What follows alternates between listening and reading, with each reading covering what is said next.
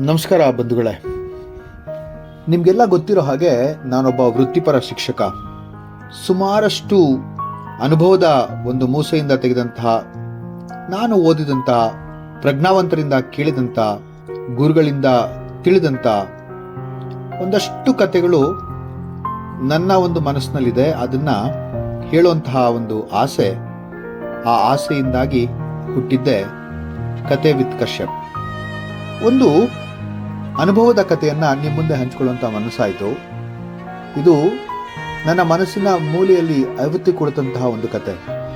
ನನ್ನ ಮತ್ತು ಇನ್ನೂ ಕೆಲವರಿಗೆ ಹೇಳಿದಂತಹ ಈ ಕತೆ ಕೆಲವರ ಮನಸ್ಸನ್ನು ಬದಲಾಯಿಸ್ತು, ಕೆಲವರನ್ನ ಜರ್ಜರಿತವನ್ನಾಗಿ ಮಾಡ್ತು. ನಾನು ಯಾವಾಗಲೂ ಇದನ್ನು ಯೋಚನೆ ಮಾಡಿದಾಗೆಲ್ಲ ನನ್ನ ಕಣ್ಣ ಒದ್ದೆ ಆಗುತ್ತೆ. ಇದು ನಡೆದದ್ದು ಸುಮಾರು ಒಂದು 2-3 ವರ್ಷಗಳ ಹಿಂದೆ. ನನ್ನ ಒಂದು ವೃತ್ತಿ ಜೀವನದಲ್ಲಿ ಸುಮಾರಷ್ಟು ಮಕ್ಕಳನ್ನು ನೋಡಿದ್ದೇನೆ, ಸುಮಾರಷ್ಟು ಜನಕ್ಕೆ ಹೇಳ್ಕೊಟ್ಟಿದ್ದೇನೆ. ಸುಮಾರಷ್ಟು ಮಕ್ಕಳು ನನಗೆ ತುಂಬ ಪ್ರೀತಿಯನ್ನು ಕೊಟ್ಟಿದ್ದಾರೆ, ಗೌರವವನ್ನು ಕೊಟ್ಟಿದ್ದಾರೆ. ನನಗೂ ಹಾಗೆ ಸುಮಾರಷ್ಟು ಮಕ್ಕಳ ಒಂದು ಗೌರವ ಜೊತೆಗೆ ಪ್ರೀತಿ ಕೂಡ ನಾನು ಕೊಟ್ಟಿದ್ದೇನೆ. ಶಿಕ್ಷಕ ಅಂದಾಗ ನಿಮ್ಗೆ ಗೊತ್ತಿರುತ್ತೆ, ನಾವು ಇಬ್ಬರು ಮಕ್ಕಳನ್ನು ತುಂಬ ಹೆಚ್ಚಾಗಿ ಜ್ಞಾಪಕ ಇಟ್ಕೊಂಡಿರ್ತೇವೆ. ಒಬ್ಬ ತುಂಬ ಚೆನ್ನಾಗಿ ಓದುವಂಥ ಮಗು, ಮತ್ತೊಂದು ತುಂಬ ಕೀಟ್ಲೆ ಮಗು, ಅಂದರೆ ವೆರಿ ಇಂಡಿಸಿಪ್ಲಿನ್ ಅಂತಾರಲ್ಲ, ಆ ಮಗುವನ್ನು ನಾವು ಜ್ಞಾಪಕ ಇಟ್ಕೊಂಡಿರ್ತೇವೆ. ನನ್ನ ಒಂದು ಸಂಪರ್ಕದಲ್ಲಿ ಬಂದಂಥ ಒಬ್ಬ ತುಂಬ ಓದದೇ ಇರುವಂತಹ, ನಾಟ್ ಸೋ ಇಂಡಿಸಿಪ್ಲಿನ್ಡ್ ಬಟ್ ಸ್ಟಿಲ್ ಇಂಡಿಸಿಪ್ಲಿನ್ಡ್ ಅಂತ ಅನಿಸ್ಕೊಂಡಿರುವಂಥ ಮಗು. ಅವರನ್ನು ಪ್ರತಿ ಸತಿ ನಾನು ಆ ತಂದೆ ತಾಯಿ ಭೇಟಿ ಮಾಡಿದಾಗೆಲ್ಲ ಅವ್ರಿಗೆ ಹೇಳ್ತಾ ಇದ್ದೆ, ನಿಮ್ಮ ಮಗುಗೆ ತುಂಬ ಪೊಟೆನ್ಷಿಯಲ್ ಇದೆ, ಆದರೆ ಅವನದನ್ನು ಸರಿಯಾಗಿ ಉಪಯೋಗಿಸ್ಕೊಳ್ತಾ ಇಲ್ಲ ಅಂತ. ಸುಮಾರು ಒಂದು 6 ವರ್ಷಗಳ ಹಿಂದೆನೇ ಈ ಮಾತು ನಾನು ಹೇಳಿದ್ದು ಆ ಪೇರೆಂಟ್ಸ್ಗೆ. ಅವರು ತುಂಬ ಗಮನವಿಟ್ಟು ಅದನ್ನು ಕೇಳಿಸ್ಕೊಂಡ್ರು. ಅದನ್ನು ಮೋಸ್ಟ್ ಪ್ರಾಬಬ್ಲಿ ಅವರು ಅದನ್ನು ತನ್ನ ಮಗನಿಗೂ ಕೂಡ ಹೇಳ್ತಾ ಇದ್ರು ಅಂತ ಅನಿಸುತ್ತೆ. ಇದ್ದಕ್ಕಿದ್ದಾಗೆ ಒಂದು ದಿವಸ ಟಿ ಸಿ ತೊಗೊಂಡು ಹೋಗಿ ಬಂದರು. ಟಿ ಸಿ ತೊಗೊಂಡಾಗ ಹೇಳಿದ್ರು, ಸರ್ ಇಲ್ಲ, ನಾವು ಬೇರೆ ಕಡೆ ಹೋಗ್ತಾ ಇದ್ದೀವಿ ಅಂತ. ನಾನು ಆಯಿತು ಸರ್, ಆಯಿತು ಮೇಡಮ್, ಸಂತೋಷ ಅಂತೇಳಿ ಆ ಮಗುನು ಬೆಸ್ಟ್ ಆಫ್ ಲಕ್ಕನ್ನು, ಬೆಸ್ಟ್ ವಿಶಸ್ಸನ್ನು ಹೇಳಿಬಿಟ್ಟು ಅವ್ರನ್ನ ಕಳಿಸ್ದೆ. ಹೀಗಾಗಿ ನನಗೆ ಅವ್ರಿಗೆ ಸಂಪರ್ಕ ಇರಲಿಲ್ಲ. ಅದಾದ ನಂತರ ಒಂದು ದಿವಸ ಈ ಮೆಜೆಸ್ಟಿಕ್ ಬಸ್ ಸ್ಟ್ಯಾಂಡಲ್ಲಿ ನಿಂತಿದ್ದೆ. ಆದರೆ ನಾನು ಅವ್ರನ್ನ ಗಮನಿಸಲಿಲ್ಲ ಅಥವಾ ನಾನು ಅವರನ್ನು ಗುರ್ತು ಹಿಡಿಲಿಲ್ಲ. ಅವರೇ ಬಂದು, ನೀವು ರಮೇಶ್ ಸರ್ ಅಲ್ವಾ ಅಂತ ಅಂದರು. ನನಗೆ ತಕ್ಷಣ ಅವ್ರು ಯಾರು ಅಂತ ಜ್ಞಾಪಕ ಬರದೇ ಇದ್ದರೂ ಕೂಡ ಎಲ್ಲೋ ಚಿರಪರಿಚಿತವಾದಂಥ ಒಂದು ಮುಖ. ನಾನು ನಮಸ್ಕಾರ ಅಮ್ಮ, ಚೆನ್ನಾಗಿದ್ದೀರಾ, ಸಹಜವಾಗಿ ಕೇಳುವಂತಹ ಟೀಚರ್ಸಲ್ಲಿ ಒಂದು ಇರುತ್ತೆ. ತಕ್ಷಣ ಜ್ಞಾಪಕ ಬರಲಿಲ್ಲ ಅಂದರೂ ಕೂಡ ಹೇಗೋ ಒಂದು ರೀತಿಯಲ್ಲಿ ಅವರಿಂದಲೇ ತಮ್ಮ ಮಗುವಿನ ಹೆಸರನ್ನು ಮತ್ತು ತಮ್ಮ ಪರಿಚಯವನ್ನು ಮಾಡಿಸ್ಕೊಳ್ಳುವಂಥದ್ದು. ನನಗೆ ತಕ್ಷಣ ಗೊತ್ತಾಯಿತು. ಯಾಕೆಂದರೆ ರಮೇಶ್ ಸರ್ ಅಂತಂದಾಗ ತಕ್ಷಣ ಅಂದ್ಕೊಂಡೆ, ಓ ಇವರು ಎಲ್ಲೋ ಒಂದು ಕಡೆ ನನ್ನ ಸ್ಟೂಡೆಂಟ್ನ ತಂದೆ ತಾಯಿ ಆಗಿರಬೇಕು ಅಂತ. ನಾನು ನಮಸ್ಕಾರ ಅಮ್ಮ, ಹೇಗಿದ್ದೀರಾ ಅಂತೆಲ್ಲ ಕೇಳಾದ್ಮೇಲೆ, ಹೇಗಿದ್ದಾರೆ ನಿಮ್ಮ ಮಕ್ಕಳು ಅಂತ ಕೇಳಿದೆ. ಆಗ ಅದೇ ಸರ್, ನಾನು ನಿಮಗೆ ಗೊತ್ತಾಯ್ತೋ ಇಲ್ವೋ, ನಾನು ಪ್ರದೀಪ್ ಅವರ ತಾಯಿ, ಜ್ಞಾಪಕ ಇದೆಯಾ ಸರ್ ಅಂತ.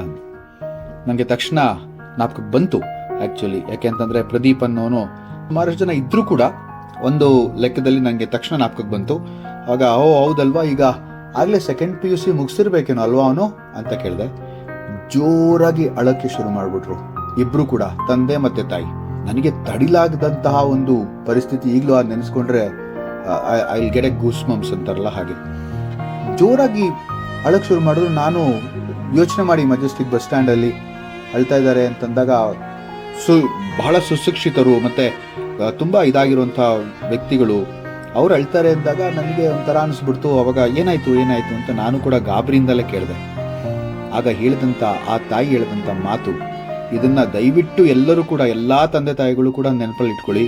ಎಲ್ಲ ತಂದೆ ತಾಯಿಗಳು ಕೂಡ ಇದೊಂದು ಪಾಠ ಅಥವಾ ಒಂದು ತುಂಬ ದೊಡ್ಡ ಒಂದು ಲೆಸನ್ ಅಂತೀವಲ್ಲ, ಅದು ಹಾಕಬೇಕು ಅಂತ ನನಗೆ ಆಸೆ. ಅವ್ರು ಹೇಳಿದ್ರು, ನನ್ನ ಮಗ ನಿಮಗೆ ಗೊತ್ತಲ್ಲ ಸರ್, ಅಷ್ಟೊಂದೇನು ಚೆನ್ನಾಗಿ ಓದ್ತಿರ್ಲಿಲ್ಲ, ಆದರೂ ಪರವಾಗಿಲ್ಲ, 10th ಪಾಸ್ ಮಾಡ್ದ, ಮತ್ತು PUCಗೂ ಕೂಡ ಬಂದ. ಅವನು ಹೇಳಿದಂಥ ಕಡೆಗೆ ನಾವು ಕೂಡ ಸೇರಿಸಿದ್ವಿ. ಅವನು ಹೇಳಿದಂಥ ಸ್ಟ್ರೀಮನ್ನೇ ಕೊಟ್ವಿ. ಅವನಿಗೆ ಸೈನ್ಸ್ ಇಷ್ಟ ಇರಲಿಲ್ಲ, ಕಾಮರ್ಸ್ ಸ್ಟ್ರೀಮ್ನೇ ಆಯ್ಕೆ ಮಾಡಿಕೊಂಡ.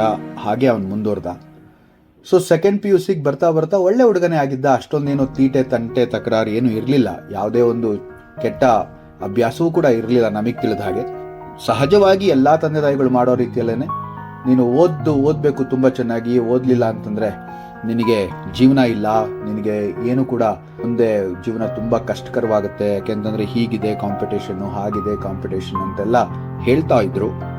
ಅದು ಸಹಜವಾಗಿ ಎಲ್ಲರೂ ಹೇಳ್ತಾರೆ ಅಂತ ನಾನು ಕೂಡ ಅದು ಹೇಳ್ತಾನೆ ಹೋಗ್ತಾ ಇದ್ದೆ. ಆದರೆ ಒಂದ್ಸತಿ ಅವನಿಗೆ ತುಂಬ ಬೇಸರ ಆಯಿತು ಅಂತ ಅನಿಸುತ್ತೆ. ಯಾಕೆಂತಂದರೆ ಅವನು ಹೇಳ್ದ, ಇಲ್ಲ ನಾನು ಚೆನ್ನಾಗಿ ಓದ್ತೀನಿ, ನಾನು ಪಾಸ್ ಆಗ್ತೀನಿ ನಾನು ಅಂತೆಲ್ಲ ಹೇಳ್ದ. ಆದರೂ ನಾವು ಕೂಡ ಸಹಜವಾಗಿ ಅಂದ್ಕೊಂಡ್ವಿ ಅವನು ಪಾಸ್ ಆಗ್ತಾನೆ, ಕಾಮರ್ಸ್ ಅಲ್ವಾ ಮಾಡ್ತಾ ಇರೋದು, ಪಾಸ್ ಆಗ್ತಾನೆ ಅಂತಲೇ ಅಂದ್ಕೊಂಡ್ವಿ. ಅವನೇನು ಮಾಡ್ದ, ಎಕ್ಸಾಮ್ ಎಲ್ಲ ಬರ್ದ, ಬಹಳ ಲವಲವಿಕೆಯಿಂದನೇ ಎಕ್ಸಾಮ್ಗೆ ಹೋಗ್ತಿದ್ದ. ಎಕ್ಸಾಮಿಂದ ವಾಪಸ್ ಬಂದಾಗ ಹೀಗೆ ಬರ್ದೆ ಹಾಗೆ ಬರ್ದೆ ಅಂತ ಹೇಳ್ತಾ ಇದ್ದ. ನಾವು ಅಂದ್ಕೊಂಡ್ವಿ ಓಕೆ ಫೈನ್, ನಾವು ತುಂಬ ಎಕ್ಸ್ಪೆಕ್ಟು ಮಾಡಿರಲಿಲ್ಲ, ತುಂಬ ಜಾಸ್ತಿ ಬರುತ್ತೆ ಅಂತಲೂ ನಮಗೇನು ಅನಿಸಿರ್ಲಿಲ್ಲ, ಆದರೂ ಕೂಡ ಪಾಸ್ ಆಗ್ತಾನೆ ಅಂತ ಅಂದ್ಕೊಂಡ್ವಿ. ಸೊ ಹೀಗೆ ನಡೀತು. ಆ ರಿಸಲ್ಟ್ ದಿನನೂ ಬಂತು. ಅವತ್ತು ದಿವಸ ಅವನು ನನಗೆ ಫೋನ್ ಮಾಡ್ದ, ಕಾಲೇಜ್ಗೆ ಹೋಗಿ ನಾನು ನೋಡ್ಬಿಟ್ಟು ನಿಂಗೆ ಫೋನ್ ಮಾಡ್ತೀನಿ ಅಂತ. ನಮ್ಮ ಮನೆಯವರು ಇಲ್ಲ ನಾನು ಬರ್ತೀನಿ, ನಾನು ಹೋಗಿ ನೋಡ್ಕೊಂಡ್ಬರ್ತೀನಿ, ಏನೋ ನೆಪ ಹೇಳ್ಬಿಟ್ಟು ಅವನೊಬ್ಬನೇ ಹೋದ. ಆ ಹೋಗಾದ್ಮೇಲೆ ಒಂದು ಸ್ವಲ್ಪ ಹೊತ್ತಾದ್ಮೇಲೆ ಫೋನ್ ಮಾಡ್ದ. ಅವ್ನು ಫೋನ್ ಮಾಡಿ ಅವ್ನು ಹೇಳಿದ ಮಾತು ಈಗಲೂ ಕೂಡ ನನ್ನ ಕಿವಿಲಿ ಪ್ರತಿಧ್ವನಿಸ್ತಾ ಇದೆ ಅಂತ ಆ ತಾಯಿ ಹೇಳಿ ಜೋರಾಗಿ ಅಳಕ್ಕೆ ಶುರು ಮಾಡಿದ್ರು. ಅದೇನು ಅಂತಂದರೆ, ಅವನು ಆ ಕಡೆಯಿಂದ ಫೋನ್ ಮಾಡಿ ಹೇಳ್ತಾ ಇದ್ದಾನೆ, ಅಮ್ಮ ನಿನ್ನನ್ನು ನಾನು ತುಂಬ ಇಷ್ಟಪಡ್ತೀನಿ, ನೀನು ನನಗೆ ತುಂಬ ಪ್ರಿಯಳಾದವಳು, ನಿನ್ನ ಥರದ ಅಮ್ಮ ನಾನು ಎಲ್ಲೂ ನೋಡಿಲ್ಲ, ಅಪ್ಪನೂ ಕೂಡ ಬಹಳ ಒಳ್ಳೆಯವರು, ಆದರೆ ನಾನೇ ನಿಮ್ಮಿಬ್ಬರಿಗೂ ಕೂಡ ಒಳ್ಳೆ ಮಗು ಆಗಕ್ಕಾಗಲಿಲ್ಲ, ನಿಮ್ಮಿಬ್ಬರಿಗೂ ಕೂಡ ಒಳ್ಳೆ ಮಗ ಆಗಕ್ಕೆ ನನಗೆ ಆಗಲಿಲ್ಲ, ನನ್ನ ಯೋಗ್ಯತೆ ಅದೇನೋ ಆಯಿತೋ ಗೊತ್ತಿಲ್ಲ, ನನಗೆ ಹೇಗೆ ನಿಮಗೆ ಕೃತಜ್ಞತೆ ಸಲ್ಲಿಸಬೇಕು ಅಂತಲೇ ಗೊತ್ತಾಗ್ತಾ ಇಲ್ಲ. ಯಾಕೆ ಮಗು ಇದೆಲ್ಲ ಮಾತಾಡ್ತೀಯಾ, ಹೇಳೋ ಇದು ರಿಸಲ್ಟ್ ಏನಾಯ್ತು ಹೇಳು, ನನಗೆ ರಿಸಲ್ಟ್ ಮುಖ್ಯ, ಹಾಗೆ ಹೀಗೆ ಅಂತ ನಾನು ಕೂಡ ಸಹಜವಾಗಿ ವರ್ತನೆ ಮಾಡಿದೆ.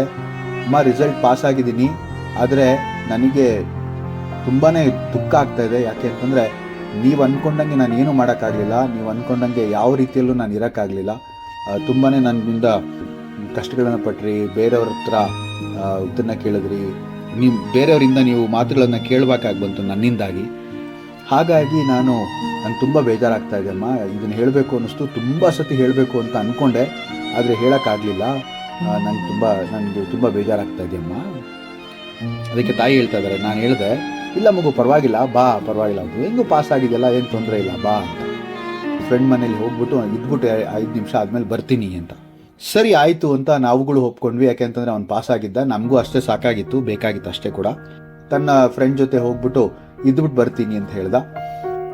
ಇದ್ಬಿಟ್ಟು ಬರ್ತೀನಿ ಅಂತ ಹೇಳಿದವನು ಫೋನ್ ಇಟ್ಟಾದ್ಮೇಲೆ ಸುಮಾರಷ್ಟು ರಾತ್ರಿ 8 ಗಂಟೆ ಆಯಿತು. 6 ಗಂಟೆಯಿಂದ 8 ಗಂಟೆ ತನಕನೂ ನಾವು ಕಾದ್ವಿ, ಮತ್ತೆ ಫೋನ್ ಮಾಡಿದ್ವಿ ಅವನ ಮೊಬೈಲ್ಗೆ, ಅವನು ಎತ್ತಲಿಲ್ಲ, ರಿಸೀವ್ ಮಾಡಲಿಲ್ಲ. ಸುಮಾರು 9-9:30 ಅಷ್ಟೊತ್ತಿಗೆ ನಮಗೊಂದು ಫೋನ್ ಬರುತ್ತೆ.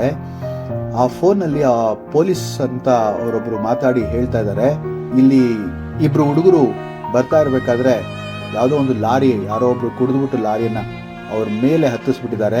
ಒಬ್ಬ ಹುಡುಗ ಬಚಾವ್ ಆಗ್ಬಿಟ್ಟಿದ್ದಾನೆ, ಇನ್ನೊಬ್ಬ ಹುಡುಗ ಅವನು ಲಾರಿ ಕೆಳಗೆ ಸಿಕ್ಬಿಟ್ಟು ಅಲ್ಲೇ ಸ್ಪಾಟ್ ಡೆತ್ ಆಗಿದೆ.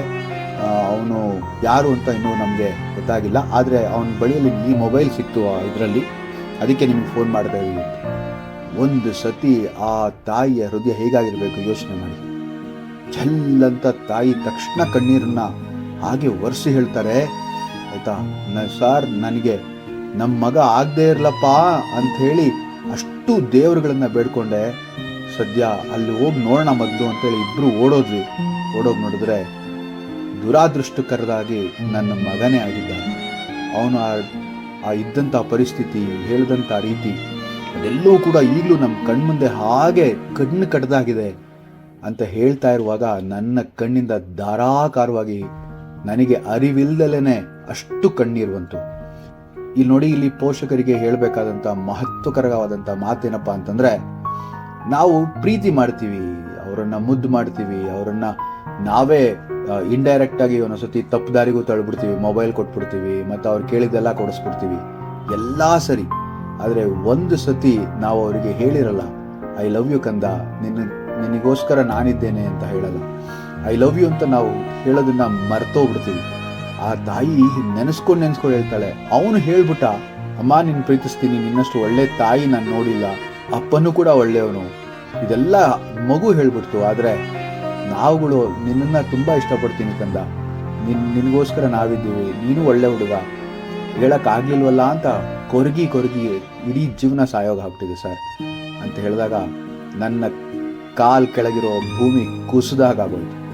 ಸೊ ಅದಕ್ಕೆ ನಿಮ್ಮೆಲ್ಲರಿಗೂ ಕೂಡ ನಾನು ಕೇಳ್ಕೊಳ್ಳುವಂಥದ್ದು ಒಂದೇ ಒಂದು ಮಾತು, ಯಾವತ್ತಾದರೂ ಕೂಡ ತಂದೆ ತಾಯಿಯಾಗಿ ನಮಗೆ ಸಹಜವಾಗಿ ಆ ಕೋಪ ಇರುತ್ತೆ, ಸಹಜವಾಗಿ ನಾವು ಎಲ್ಲರ ಮುಂದೆ ನಮ್ಮ ಮಕ್ಕಳು ತುಂಬ ಚೆನ್ನಾಗಿರಲಿ ಅನ್ನೋದು ಆಸೆ ಇರುತ್ತೆ. ಆದರೆ ಒಂದು ಜ್ಞಾಪಕ ಇಟ್ಕೊಳ್ಳಿ, ಅತ್ಯಮೂಲ್ಯವಾದಂತಹ ವಜ್ರ ನಿಮ್ಮ ಮಕ್ಕಳು ಏನಾದರೂ ಹೆಚ್ಚು ಕಮ್ಮಿ ಆಗೋದಕ್ಕೆ ಮುಂಚೆನೆ ಅಂದರೆ ನಾನು ಹೇಳ್ತಾ ಇರೋದು, ಏನಾದರೂ ಈ ಥರ ಆದಾಗ ತುಂಬ ದುಃಖ ಮತ್ತು ವ್ಯಸನವನ್ನು ಪಡಬೇಕಾಗತ್ತೆ. ಅದ್ರ ಬದಲು ಒಂದು ಸತಿ ಮಕ್ಕಳಲ್ವಾ, ತೊಂದರೆ ಇಲ್ಲ, ಅವ್ರು ಮಾಡಿದಂಥ ವಿಚಾರಗಳು, ಅವ್ರು ಮಾಡುವಂತಹ ರೀತಿಗಳು ತಪ್ಪು ದಾರಿಯನ್ನು ಹಿಡಿದೇ ಇರೋ ಹಾಗೆ ನೋಡ್ಕೊಳ್ಳೋದು ಪೋಷಕರ ಕರ್ತವ್ಯ. ಬೈದು ಹೆದರಿಸಿ ಮಾಡಿ ದಯವಿಟ್ಟು ಯಾರನ್ನೂ ಕೂಡ ಈ ಥರ ಆ ತಾಯಿಗೆ ಬಂದಂಥ ಪರಿಸ್ಥಿತಿ ಬರದೇ ಇರಲಿ ಅಂತ ದೇವ್ರನ್ನ ಕೇಳ್ಕೊಳ್ತೀನಿ. ಈ ಕಥೆಗಳನ್ನು ಹೇಳುವಂಥ ಆಸೆಯಾಗಿ ಒಂದು ಸೆಗ್ಮೆಂಟನ್ನು ಶುರು ಮಾಡಿದ್ದೀನಿ, ಕತೆ ವಿತ್ ಕಶ್ಯಪ್ ಅಂತ. ನಿಮ್ಮೆಲ್ಲರ ಆಶೀರ್ವಾದ ಇದೆ ಅಂತ ಅಂದ್ಕೊಳ್ತೀನಿ. ನಮಸ್ಕಾರ. ಮುಂದಿನ ಕಥೆಯೊಂದಿಗೆ ಮತ್ತೆ ಸಿಗೋಣ.